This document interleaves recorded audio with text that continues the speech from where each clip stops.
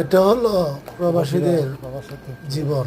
দেখেন, এই যে অল্প কিছু টাকার জন্য এগুলো বিক্রি করেন, এগুলো দিয়ে এমন কোনো জীবিকা অর্জন করতে পারে না, তারপর আবার পুলিশের দাওয়া খেতে হয়।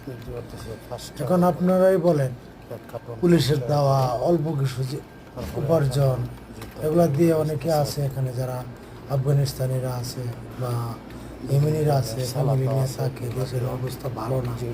এখন সৌদি আরবে আছে অনেক বড় ফ্যামিলি, ইচ্ছা করলে যাইতে পারতেছে না, কিন্তু তারা কি করে এখানে টুকটাক তৈ তরকারি বেছে কোনো রকমের জীবনযাপন করে। হ্যাঁ, যখন কোনো একজনে খিচুড়ি বেচতেছে, একজনে যে আলু বেচতেছে, তরমুজগুলি আবার কেউ এই বাইরে থেকে তরমুজ বেচতেছে, পেঁয়াজ বেচতেছে। তো দেখা গেছে সবাই তো কিনে।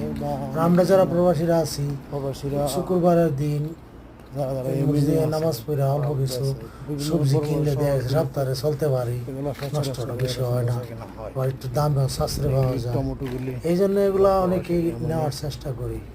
তবে আমাদেরও রিস্ক, অনেক সময় পুলিশ আমাদেরকেও চার্জ করে যে তোমরা এগুলো তারা কিনোস কেন, কিনিস দিকে এরা বেছে এই ধরনের। যাই হোক, আমরা যারা এগুলি ব্যবসা করি অনেকে, আমরা সেভে চলার চেষ্টা করবো। আমরা যারা কিনি অবশ্যই কিনবো, একটু সেভ যেন করতে পারি, হ্যাঁ, বা নিজেও সেভে চলবো।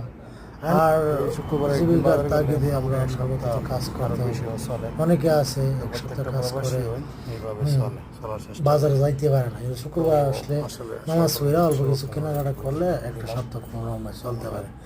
যাই হোক, আমার ভিডিওটা বেশি করে লাইক শেয়ার করবেন। আমার এই